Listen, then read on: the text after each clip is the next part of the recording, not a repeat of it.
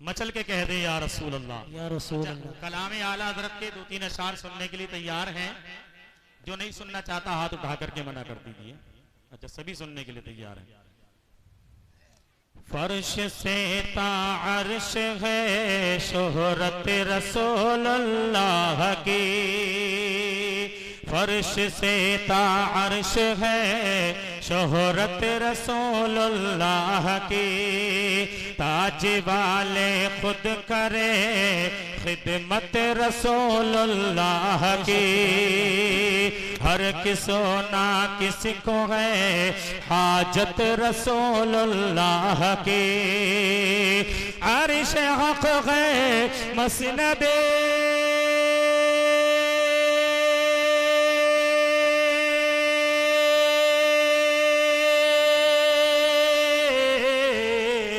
अर्श हक है मसनद, अर्श हक है मसनद रिफ़अत रसूल अल्लाह के, देखनी है हशर में इज्जत रसूल अल्लाह। बेशक सुभान अल्लाह सुभान अल्लाह। बहुत देखनी है हशर में इज्जत रसूल अल्लाह की, अर्श हक है मसनद रिफ़अत रसूल अल्लाह की। और हज़रात मोहतरम, ये प्रोग्राम एक मरहुमा के लिए एहसाले सवाब की नियत से किया गया है और कब्र में दफन कर दिया। कब्र में दफन किया, मिट्टी लगाई, मिनहा खलकनाकुम व फीहा नुईदुकुम व मिनहा नुखरिजुकुम तारतन उखरा, हमने तुम्हें इसी मिट्टी से पैदा किया, इसी मिट्टी में तुम्हें मिला रहे हैं और कल क़यामत के दिन इसी मिट्टी से तुम्हें उठा लिया जाएगा। लेकिन सुनो, मौत की 2 कंडीशन हुआ करती है। एक मौत वो है कि जब मरता है तो मरने के बाद वो कहता है लोगों मुझे जल्द मेरे घर की तरफ लेकर के चलो, और एक वो है कि कहता है कि हाँ यार मुझे कहां लेकर जा रहे हो। एक वो है जो कहता है कि मुझे कहां लेकर के जा रहे हो, और एक कहता है कि यार मुझे मेरे घर की तरफ जल्दी ले चलो। आओ, उससे सवाल किया जाता है पहले, जो कहता है कि मुझे कहां लेकर के जा रहे हो, तो सुनो मेरे मिल्लत के नौजवानों, वो कहता है ओ मेरे बेटों, ओ मेरे भाइयों, ओ मेरे रिश्तेदारों, मेरे अस्सा कुर्बा, मैं तुम्हारे दरमियान रहता था, मैं तुम्हारी आवाज सुनता था, मैं तुम्हारे पास में रहता था, तुम्हारे साथ खाता पीता था, आज तुम्हें क्या हो गया कि तुम मुझे लेकर के जा रहे हो। हाय मेरा ये घर, जिस घर को मैंने बड़े शौक से बनाया था, हाँ ये मकान जिसको मैंने अपने अरमानों से सजाया था, हाँ ये दुकान मैंने बड़े प्यार से बनाई थी, ओ लोगों ये सब छूट गया है, तुम मुझे लेकर के कहां जा रहे हो मेरे मिल्लत के नौजवानों। वो कहने वाला वो है जिसके दिल में ईमान की दौलत नहीं है, ईमान की रोशनी नहीं है, नबी की मोहब्बत नहीं है, उसने तो दुनिया के मकानों दुकान के तो कल्याण को याद किया। लेकिन आओ हज़रात मोहतरम, एक मोमिन का इंतकाल हो गया, एक मोमिना का इंतकाल हो गया, वो कहता है कि लोगों मुझे जल्दी लेकर के चलो। कहां लेकर के चलो? मेरे घर की तरफ लेकर के चलो। आलम तसव्वुर में पूछा जाता है, ओ मरने वाले, तेरे बेटे यहाँ हैं, तेरी औलादे यहाँ हैं, तेरे भाई यहाँ हैं, तेरी बहनें यहाँ हैं, तेरे रिश्तेदार यहाँ हैं, तेरा कुर्बा कबीला यहाँ है, सब कुछ तो यहाँ है, सबकी मोहब्बतें तो यहाँ है, फिर तुझे जाने की जल्दी क्या है? फिर तू जाना क्या चाहता है? आखिर इतनी जल्दी क्यों कह रहा है? तो हज़रात मोहतरम, वो कहने वाला कहता है, वो मरने वाला कहता है, ओ लोगों सुनो सुनो, जब से मैं पैदा हुआ, जब से मैंने पैदा होने के बाद मैंने शऊर हासिल किया था, मैंने अक्ल हासिल की थी, मुझे अक्ल शऊर आ गया था, मुझे ईमान की दौलत मिल गई थी, तो मैंने सुना था कि मदीनों में वल्लैल जुल्फ वाला रहता है, है, वद्दुहा चेहरे वाला रहता है, माज़ागल बसर की आंखों वाला रहता है, यदुल्लाहि फौका अयदीहिम के हाथ वाला रहता है, सुब्हानल्लज़ी असरा के सफर वाला रहता है। ओ लोगों, मैंने सुना था वो रहता है जिसकी शान में अल्लाह ताला इरशाद फरमाता है व रफ़अना लका ज़िक्रक, वो रहता है जिसकी शान अल्लाह ताला इरशाद फरमाता है वमा अरसलनाका इल्ला रहमतल लिल आलमीन। ओ लोगों सुनो, जब मैंने कलमा तय्यबा ला इलाहा इल्लल्लाह मुहम्मदुर रसूलुल्लाह पढ़ा था तो उसी दिन से मैंने ये जान लिया था ला इलाहा इल्लल्लाह, नहीं कोई माबूद अल्लाह के सिवा, मुहम्मदुर रसूलुल्लाह, मोहम्मद अल्लाह के रसूल है। लेकिन मैंने अल्लाह के रसूल को जानो मान से मान लिया था, मैंने ईमान इस बात पर लिया था मोहम्मद अरबी मेरे नबी है। लेकिन मैं चाहता ये हूँ सारी जिंदगी में ये अमल करता रहा, काश मुझे मेरे नबी का दीदार हो जाए, काश मेरे नबी का दीदार हो जाए। ओ लोगों, सारी जिंदगी मैं रब की बारगाह में दुआ करता रहा, मेरे पास इतना पैसा इकट्ठा ना हुआ, मेरे पास इतनी दौलत इकट्ठा ना हुई जो मैं जाकर के गुंबद खिदरा की जालियों को देख लेता, जो जाकर के मैं गुंबद खिदरा की सुनहरी जालियों को ले देखता। लेकिन सुनो ओ मेरे प्यारो, सारी दुनिया सारी जिंदगी अपनी दुनिया में एक ही दुआ करता रहा, क्या कि सुना है आप हर आशिकी के घर तशरीफ लाते हैं, सुना है आप हर आशिक के घर तशरीफ लाते हैं। मेरे घर में भी हो जाए चिरागा या रसूल अल्लाह, मेरे घर में भी हो जाए चिरागा या रसूल अल्लाह। ओ लोगों, में नबी की बारगाह में इल्तिजाए करता रहा, नबी की बारगाह में अर्जिए करता रहा, मौला की बारगाह में तमन्नाएं करता रहा। ओ मौला, नबी का गुंबद खिदरा दिखा दे या नबी का जलवा ख्वाब में दिखा दे, और दुहा चेहरे वाला आ जाए, वल्लैल माज़ागल बसर की आंखों वाला, वल्लैल की जुल्फों वाला आ जाए। लेकिन वो कभी नहीं आया है। लेकिन ओ मेरे प्यारे सुनो, ओ मेरे बेटो सुनो, ओ मेरे भाइयों सुनो, ओ मेरे रिश्तेदारों सुनो, मैंने सुना है कि जब कब्र में मोमिन जाता है, कब्र में मोमिना जाती है, तो कब्र में मेरे मुस्तफा तशरीफ लाया करते हैं, मेरे आका तशरीफ लाते हैं। और जब मेरे आका तशरीफ लाते हैं, उसी मंजर कशी को आला हजरत फरमाते हैं कि कैसे मैं कह दूं कब्र में अंधेरा होगा, कैसे मैं कह दूं कब्र में अंधेरा होगा और सामने सरकार होंगे तो सवेरा। आशिक सादिक की ये सदा रहती है। और लोगों सुनो, मैं जल्दी से लेकर रहा हूं कि मेरे नबी मेरी कब्र में तशरीफ लाने वाले हैं। बेशक सुभान अल्लाह, मेरे मुस्तफा तशरीफ लाने वाले हैं। मेरी कब्र तो अंधेरी होगी, मिट्टी की दीवारें होंगी, मिट्टी का सिरौना होगा, मिट्टी का बिछोना होगा, मिट्टी की छत होगी, कोई रोशनी नहीं होगी, ना कोई ट्यूबलाइट होगी, ना कोई बत्ती होगी, ना कोई अगरबत्ती होगी, ना कोई चिराग होगा, कोई चीज मेरी कब्र में ना होगी, तो कब्र में अंधेरा ही अंधेरा होगा। लेकिन सुनो, जब मेरे आका तशरीफ लाएंगे, जब आमीना का लाल तशरीफ लाएगा, जब अब्दुल्ला का लख्त जिगर तशरीफ लाएगा, तो मेरी कब्र नूर से मुजल्ला व मुनव्वर हो जाएगी। ओ लोगों, मैंने सुना है आका तशरीफ लाएंगे, मुझे जल्दी इसलिए है कि जितनी जल्दी पहुंच जाऊंगा मैं अपने नबी का दीदार कर लूंगा। और हज़रात मोहतरम, कितनी देर के लिए होगा रोशनी, कितनी देर के लिए होगी? 1 घंटा, 2 घंटा, 4 घंटा, 6 घंटा, 10 घंटा है? आला हजरत के शेर में उसको सुनिए, मुलाहिजा फरमाए, कह दे मचल के या रसूल अल्लाह कि हर सुताह दे नजर छा जाए जलवे नूर के, जगे मगाए आलम इमका के जर्रे नूर के, काश लब पे उसे घड़ी सज जाए नगमे नूर के, काश लब पे उसे घड़ी सज जाए नगमे नूर के, कब्र में लहराएंगे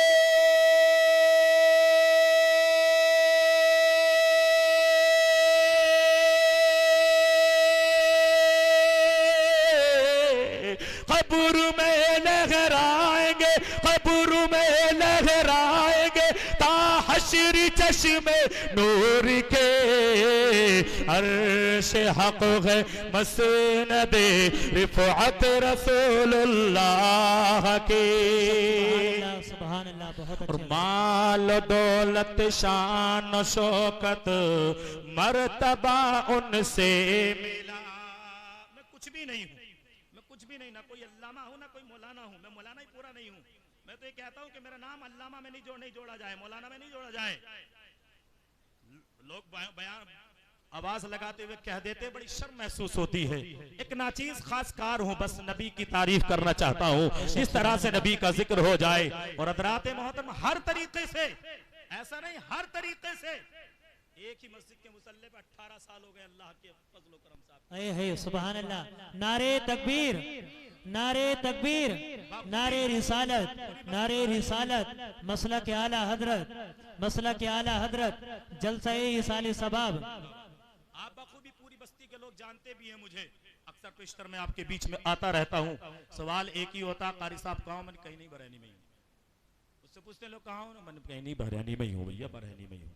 आपकी दुआएं हैं, बस दिल में ये रहता है कि किसी तरीके से दीन का काम हो जाए, किसी तरीके से दीन का काम हो जाए। शायर ने कहा था कि यही है आरज़ू तालीम कुरान आम हो जाए, हर परचम से ऊंचा परचम इस्लाम हो जाए। और की मोहम्मद से वफा तूने तो हम तेरे हैं, अरे ये जहाँ चीज क्या लोहो कलम।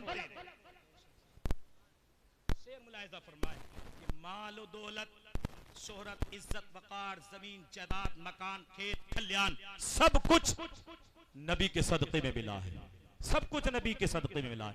आज हमने ना ये ख्याल छोड़ दिया है कि हमें नबी के सदक़े में मिल रहा है, इसीलिए हम परेशान हैं, इसीलिए हम परेशान हैं। अल्लाह की रहमत इतनी बुलंदो बाला है जो कभी कम नहीं होती। एक बात मैं आपको बताऊं, बताइए ये सूरज कब से आज निकल रहा है? जब से आप पैदा हुए या जब से मैं पैदा हुआ? ये सरकार के जमाने से या उससे पहले से या उससे पहले से? आज से 1400 साल पहले जो सूरज निकलता था, और जब बाबा आदम दुनिया में आए थे उस वक्त सूरज आज तक एक ही रोशनी में निकल रहा। कभी इसकी रोशनी कम हुई नहीं हुई ना? कभी चांद की रोशनी, चांद और सूरज मिसाल के तौर पर अल्लाह की रहमत से जैसा मौसम रब अता फरमाता है, उसी मौसम पर सूरज की तपिश हो जाया करती है। होता कि नहीं? चांद की रोशनी, चांद चमकता है, बड़ी धीमी होती है, धीरे धीरे बढ़ जाती है, बढ़ जाती है। 14वीं का चांद पूरे शबाब पर होता है, पूरी दुनिया को रोशन करता है जैसा आज रोशन कर रहा है।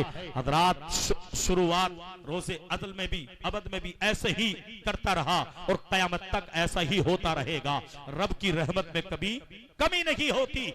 मैं यहाँ जिक्र कर रहा हूँ, मौलाना नसीम साहब ने जिक्र किया और हजरात ने नाते मुस्तफा पढ़ी, जनाब मुंशी साहब ने, इनके भाइयों ने, अहले खाना ने मिलकर ये जलसा सजाया। तो क्या बताओ, जो मैं जिक्र कर रहा हूँ उसका सवाब किस नियत से? अल्लाह ताला मरहुमा को इसका सवाब अता फरमाए। अब मेरी नियत ये है अल्लाह मरहुमा को सवाब अता फरमाए, तो ऐसा नहीं कि अल्लाह मरहुमा को ये अता फरमाएगा, बल्कि जितना सवाब अल्लाह मरहुमा को अता फरमाएगा उतना मुझे भी अता फरमाएगा, इन्हें भी अता फरमाएगा, आपको भी अता फरमाएगा, क्योंकि रब के खजानों में कभी कमी नहीं आया करती है।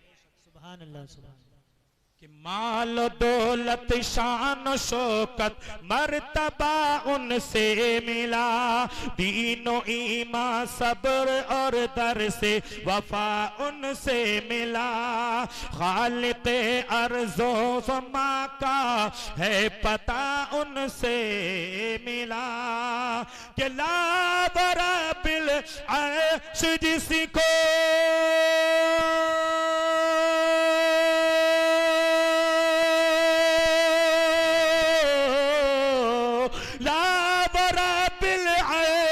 जिसको जो मिला उनसे मिला, बटेती है कौनैन में निअमत रसूलुल्लाह के, बटेती है कौनैन में निअमत रसूलुल्लाह के अर्श हक गए मसनद रिफ़अत रसूलुल्लाह के। आइए हज़रात मोहतरम, मैंने कहा था 2-3 अशार पढ़ूंगा, 3 अशार मैंने आपके हवाले किए। आइए अल्लाह ताला कुरान पाक में इरशाद फरमाता गए, मिनहा खलकनाकुम व फीहा नुईदुकुम व मिनहा नुखरिजुकुम तारतन उखरा। हमने तुम्हें मिट्टी से पैदा किया, हम तुम्हें मिट्टी में मिला रहे हैं, कल क़यामत के दिन इसी मिट्टी से तुम्हें उठा लिया जाएगा। हज़रात मोहतरम, चंद बातें मैं आपके दरमियान पेश कर दूं ताकि शायद आपकी इस्लाह हो जाए। जिसको पता ना हो तो उसे पता चल जाए, जिसको मालूम हो तो उसके हाफसे में जरा ताजगी आ जाएगी। आइए हज़रात मोहतरम सुनिए, अज़ीज़ान मिल्लत इस्लामिया, चंद मसाइल पर मैं अपनी तकरीर को खत्म कर दूंगा। मैं जहन में कई दिन से ये बात थी। पहली बात ये थी हज़रात मोहतरम, जब किसी मैयत का इंतकाल होता है, इंतकाल होने के बाद हज़रात जिस दिन दफन होता है उस दिन से उसका शुमार शुरू होता है। यानी कि अगर आज दिन से शुमार हुआ तो आज दिन से शुमार हुआ। अब इसके लिए जरूरी नहीं है कि साहब 10 दिन हो जाएंगे, 10वें की फातह 10 दिन में होंगी, 20वें की फातह 20 दिन में होंगी, 40वें की फातह 40वें दिन होंगी। नहीं नहीं, एक दूसरी बात यह है, लोग कहते हैं कि जी औरत का एक दिन कम होता है, आदमी का एक दिन बढ़ जाता है। मैं कहता हूं कौन सी किताब में लिखा है कि आदमी की फातिहा 10 दिन में होंगी और की फातह 9 दिन में होंगी? ये किसी शरीयत में नहीं है, किसी किताब में नहीं है। अगर 11 दिन भी गुजर गए हैं तो फातहा 11 दिन में भी हो सकती है, 13 दिन में भी हो सकती है, 15 दिन में भी हो सकती है, 7 दिन में भी हो सकती है, रोज भी हो सकती है, क्योंकि फातहा का ताल्लुक जो है वो सिर्फ ऐसाले सबाब से है। हज़रात, ये जो 10 दिन और 20 दिन मुकर्रर किए जाते हैं, मकसद ये होता है, मकसद ये है कि जरा रिश्तेदार इकट्ठा हो जाएंगे, जरा चंद लोग इकट्ठा हो जाएंगे और इकट्ठा महफिल में जब दुआ की जाएगी तो जहां 40 मोमिन होते हैं, अल्लाह तबारक व तआला के प्यारे हबीब दाने ग़ुयूब अहमद मुज्तबा मोहम्मद मुस्तफा रूह फिदा सल्लल्लाहु तआला अलैहि वसल्लम इरशाद फरमाते हैं कि जिस जगह पर 40 मोमिन होते हैं उन 40 में एक ऐसा होता है कि जिसके सदक़े में अल्लाह तबारक व तआला उन 40 के 40 की दुआ को कबूल फरमा लेता है। फकत ये मकसद है कि ज्यादा लोग होंगे तो कोई अल्लाह का ऐसा महबूब बंदा होगा जिसकी आमीन को अल्लाह कबूल फरमाएगा और मैयत मरहुमा की बख्शिश फरमा दी जाएगी। सुभान अल्लाह, सुभान अल्लाह। जरूरी नहीं कि इमाम साहब दुआ करेंगे तो इमाम साहब की दुआ हो जाएगी, जाहिद रजा दुआ करेगा तो जाहिद रजा की दुआ की कबूलियत से दुआ हो जाएगी, अल्लामा नसीम साहब करेंगे तो इनकी वजह से दुआ कबूल हो जाएगी। नहीं, ऐसा हरगिज़ नहीं है। हज़रात मोहतरम, ये तो अल्लाह ही बेहतर जानता है, ये अल्लाह ही जानता है कि कौन ज्यादा नेकोकार है, कौन ज्यादा परहेजगार है। हज़रात मोहतरम, लिबादे को देखकर किसी का अंजाम नहीं देखा जाता। अगर कोई पोशाक अच्छी पहन ले तो उसकी जेब का पता नहीं है कि इसकी जेब के अंदर क्या है। अगर कोई फटे पुराने कपड़े पहन करके अगर आ जाए तो उसके अंदरूनी हालात का पता नहीं है। आइए हज़रात मोहतरम, एक छोटी सी बात मैं अर्ज करता हूं। सय्यदना मूसा कलीमुल्लाह अला नबीना अलैहिस्सलातु व तस्लीम का दौर है। हजरत मूसा ने अल्लाह की बारगाह में अर्ज किया, मौला जरा सबसे बड़ा गुनहगार कौन है, सबसे बड़ा खताकार कौन है, सबसे बदकार कौन है? अल्लाह ने इरशाद फरमाया, मूसा जब तू कोहे तूर पर जाएगा तो देखना वो अपने घर को आ रहा होगा।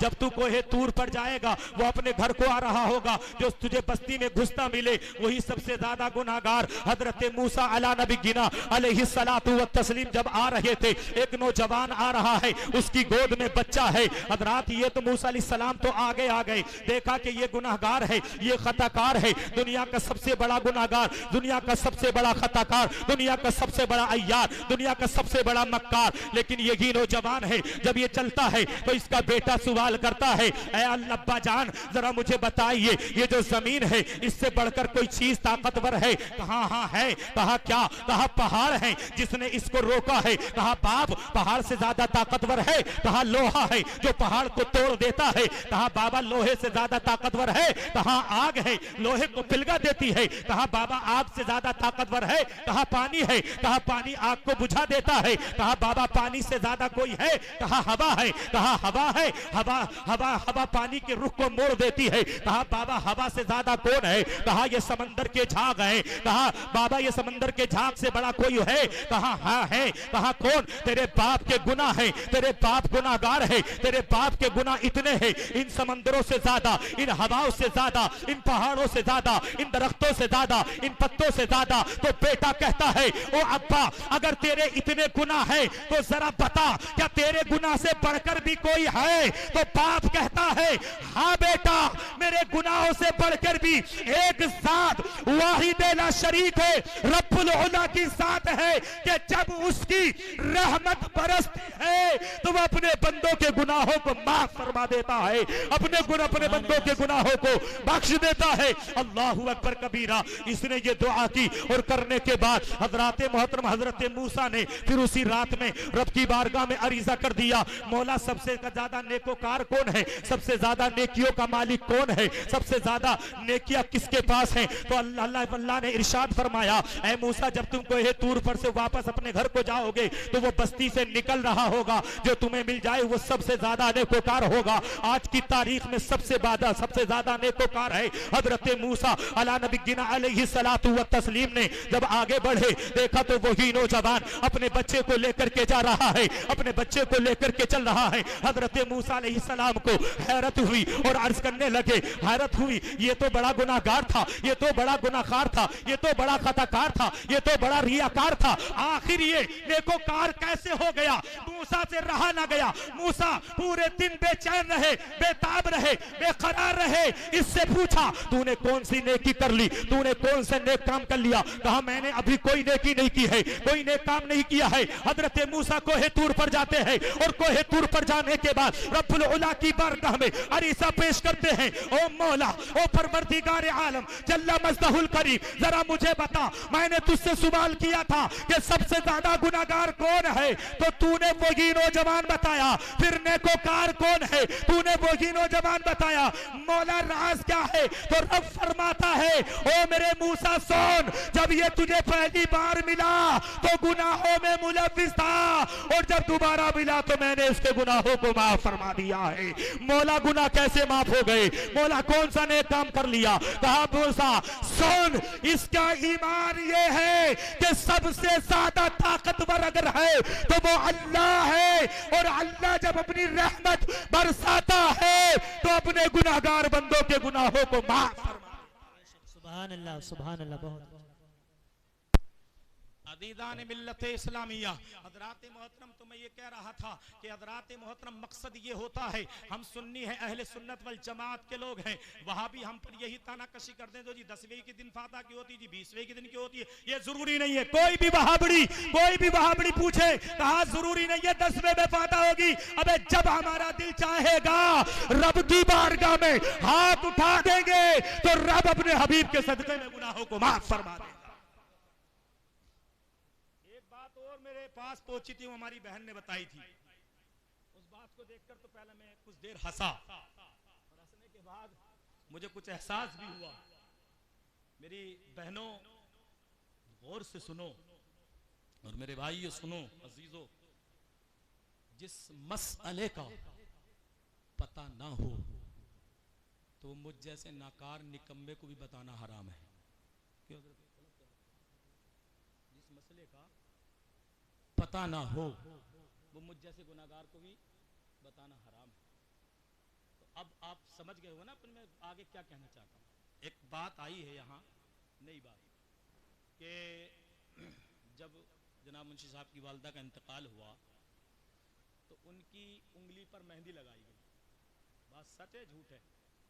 तो तुम्हें पता होगा बहनों, लगाई? कौन सी किताब में पढ़ा था, कौन से इमाम साहब ने बताया था, कौन से मौलवी साहब ने बताया था? बड़ी बूढ़ी कौन से मदरसे से पढ़ के आई थी? ये तो पहली बार मसला सुन रहे हैं। देखिए, नहीं इंतजार मत करो, इंतजार मत करो, मैं आपको समझा रहा हूं, है नहीं? मेरा काम है मसला बताना। पहले मैंने आपसे तहकीकात कर ली ना, अब तक आपने किया कोई बात नहीं, अल्लाह माफ फरमाने वाला। अब तक किया ना आपने, बड़ी बूढ़ियों ने बताया नहीं, कोई किसी की तरफ उंगली नहीं उठाएगा ना, ऐसा नहीं है। ऐसा तो तुम सुबह को लड़ पड़ोगी और कहोगे ना वो रेशमा का भैया आया था वो कह गया। मसला सुन लो, आपने आज तक जो किया, जरूरी नहीं है कि सारे मसले मैं जानता हूं। हमारे मुअज्जिज मेहरबान बैठे हुए हमारे भाई इस्लाह फरमाएंगे, क्योंकि हमारी जमात का ये वसूल होता है कि कोई अगर गलत बोल भी जाए तो फिर हम उसकी इस्लाह करते हैं, लोगों में नहीं करते। मैं तो कभी किसी को बीच में टोकता ही नहीं हूं, एक तरफ बुलाता हूं उसको कोने में अलग से और माजरत से कहता हूं मेरे भाई ऐसा नहीं है, पढ़ के देख लेना ऐसा है। और जब कोई मुझे टोकता है तो मुझे बड़ी खुशी होती है, बाखुदा बड़ी खुशी होती है, मुझे हिदायत मिल गई, इस्लाह हो गई मेरी। बात क्या थी? बात ये थी कि जिसकी उंगली पर मेहंदी लगाओ, जब ये अल्लाह से हाथ मिलाएगी तो अल्लाह को पता चल जाएगा कि ये औरत है माजल्ला सुम्मा माजल्ला। अब आइंदा किसी के अभी इंतकाल हो, इसमें मैं कई बातें बयान करूंगा, खाली इसी बात को नहीं बयान कर रहा हूं मैं, कई बातें बताऊंगा जो कि अक्सर औरतों में होती हैं और होती ऐसी हैं कि बता भी दो फिर भी नहीं होती है। सुनो क्या मेरी बहन,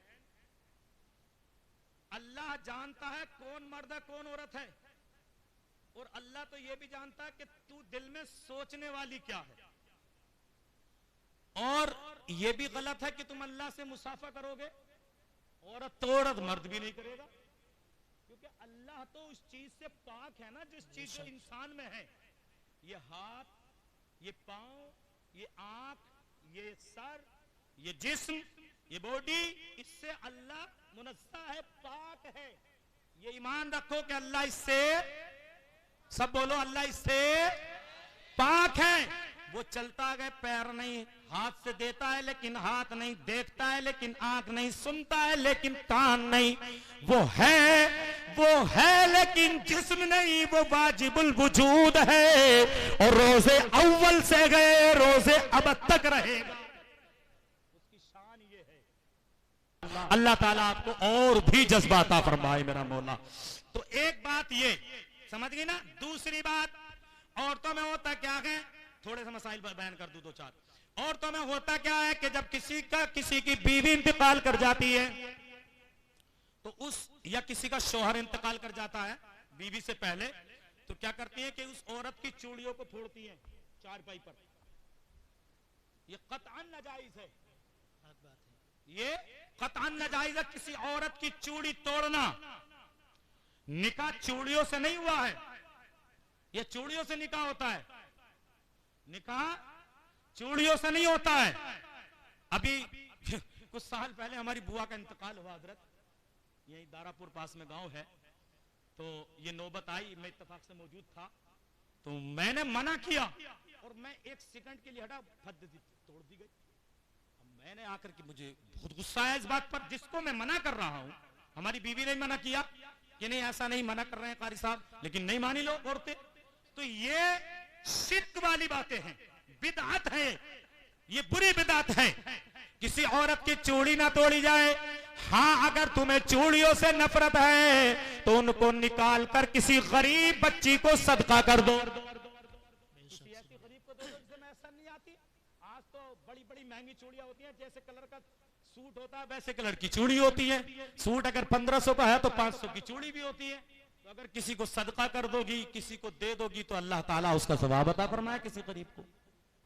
दूसरी बात, अक्सर पेशतर ये होता है, ये हमारी जो बिरादरी है ना, ये तो सबसे बेकार है, बिल्कुल हकीकत। ये तो इल्म से बिल्कुल ही पीछे होती चली जा रही, पता नहीं क्या हो रहा, बच्चों को नहीं पढ़ाना चाह रहे। मेरे भाइयों, सारी कौमें कहां से कहां पहुंच गई। और ये अलवी बिरादरी पहले फकीर थी तो अब अलवी हो गई, तो अलवी होकर भी ना सुधर रही। अबे लक़ब बदल लिया तो खुद को भी तो बदल लो। बहुत अच्छा जुमला है हजरत। खुद को भी तो बदलो, अपनी औलादों को इतना बढ़ाओ। सुनो, चटनी से रोटी खाओ, चटनी से, नमक से रोटी खा लो, बच्चों को पढ़ाओ। तुम्हारे बच्चों के हाथ में अगर कलम होगा तो कलम से बढ़कर कोई ताकत नहीं है, कोई ताकत तुम्हारे बच्चों को झुका नहीं सकती है। अगर कलम तुमने अपने बच्चों के हाथों में दिया, मेरे अजीजों सुनो, हर गरीब ये सोचता है कि यार बेटा 18 साल को हो गया, अब ये कमाने लगे। पता उसका नतीजा क्या हो रहा?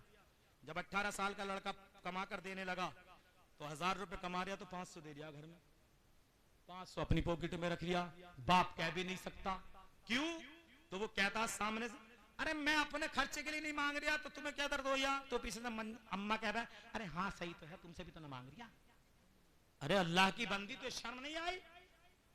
खता नहीं होती? शर्म नहीं आती उन माओं को? बेटे का फर्ज यह है अगर वो 1000 कमाए तो 1000 बाप के हाथ में दे, ये उसका हक है। बीवी का हक बाद में है, बेटी औलाद का हक बाद में है। पहला हक मां बाप का हुआ करता है। अपने बच्चों को पढ़ाओ। जब किसी का इंतकाल हुआ औरत का, तो मर्द को उसको बुलाया जाता है। कुछ जगहों पे तो ये माहौल है कि जी तुम इसके जनाजा मत देना, इसकी कब्र को मिट्टी मत देना, इसकी कब्र पे मत जाना। अरे अल्लाह की बंदी, क्यों ना जाए? क्यों ना जनाजे को कब कांधा दे? ये दुश्मन हो गया, मौत हो गई तो शोहर दुश्मन हो गया। फकत क्या मसला है कि शोहर सिर्फ बीवी को इंतकाल के बाद उसकी जिल्द पर हाथ नहीं लगा सकता। क्यों हजरत? यही है ना, ये जो जिल्द है ना, ये मेरा हाथ है, यहां कोई हर्ज नहीं है, यहां हाथ नहीं लगा सकता। फकत इतना। दूसरी चीज के इसके मेहर माफ कर दो, तो वो हाँ इससे मेहर माफ करवा लो, तो वो कान में कह रिया मेरे मेहर माफ कर दिए। अब अल्लाह के बंदे 20 साल तेरी शादी को हो गए, 25 साल हो गए और आज तक मेहर ही माफ नहीं हुए। पूरी जिंदगी क्या हराम करता रहा? यार मसला है, अगर मेहर माफ नहीं कराए हैं तुमने शुरू में या नहीं दिए हैं, बीवी को हाथ लगा रहे हो उसकी बगैर मर्जी के, तो हराम है। अब इंतकाल हो गया तो उसके कान में कहने की जरूरत क्या है? बोलो मुझे यार, जवाब दो। या कोई शौहर इंतकाल कर गया तो औरतें औरत को उठा पकड़ के लाती है और कहती है कि कह दे मैंने करे मेरे अल्लाह ने करे, मैंने करे मेरे अल्लाह ने करे। मेहर एक ऐसी चीज है कि औरत कयामत के दिन भी तलब कर सकती है, इस चक्कर में मत रहना। मेहर एक ऐसी अहम चीज है, ये गुमराहियत में मत जियो, ये गुमराहियत की जिंदगी मत गुजारो। अगर मर गया है और अगर तेरा दिल ये चाहता है, मर्द के लिए हुक्म है, तेरा दिल ये चाहता है कि यार मैंने अपनी बीवी के मेहर अदा नहीं करे थे, अब इसने माफ कर दिए थे या ना किए थे मुझे याद नहीं है, तो जितने मेहर हैं उतने रुपए उसके नाम से अल्लाह के घर में सदका कर दे। क्योंकि जब तक तू उनको सदका कर देगा, तो जब तक कल मैदान महशर में पूछताछ का माल होगा तो उतनी नेकियां हो जाएंगी रब की बारगाह में, तुझे एक हिज्जत हो जाएगी, मौला दुनिया में मुझे मौका ना मिला मगर बाद मरने के मैंने इसके नाम पर सदका किया। क्योंकि आका फरमाते हैं कि बाज मरने वाला कब्र से ऐसा उठेगा कि जब मरा था तो बड़ा गुनाहगार था और जब कब्र से उठेगा तो उस पर एक भी गुनाह नहीं होगा, एक भी गुनाह नहीं होगा। क्यों? इसलिए नहीं होगा कि कभी उसके बेटों ने साले सवाब किया, कभी उसके शौहर ने साले सवाब किया, कभी उसके भाइयों ने साले सवाब किया, कभी उसके रिश्तेदारों ने साले सवाब किया, कभी कुरान की पेटी दे दी, कभी महफिल मिलाद पढ़ा दिया, कभी गरीबों को खाना खिला दिया, कभी मस्जिद में सीमेंट दे दिया, कभी मदरसे में लाइट लगवा दी, कभी पानी का इंतजाम करा दिया। यानी मरने वालों के नाम से साले सवाब करता रहा, तो जब तक उसका साले सवाब होता रहा अल्लाह ताला उसको नेकियों में इजाफा करता रहा, उसकी नेकियां बढ़ती रही, गुनाह माफ होते रहे, हत्ता के वक्त ऐसा आ गया कि जब ये कब्र से उठेगा तो इसके गुनाह सब माफ हो जाएंगे, इसके पास सिर्फ नेकी ही नेकी होगी। ऐसे भी कब्र में मोमिन ऐसे भी उठेंगे।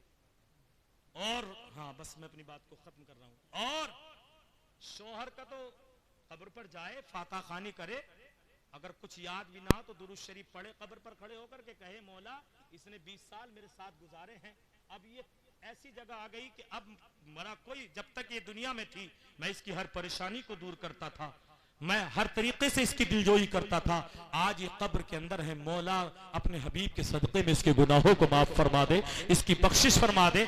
जब तू दुआ करेगा, जब दुआ करेगा, मस्जिद में दुआ करेगा, घर में दुआ करेगा, कब्रिस्तान में दुआ करेगा,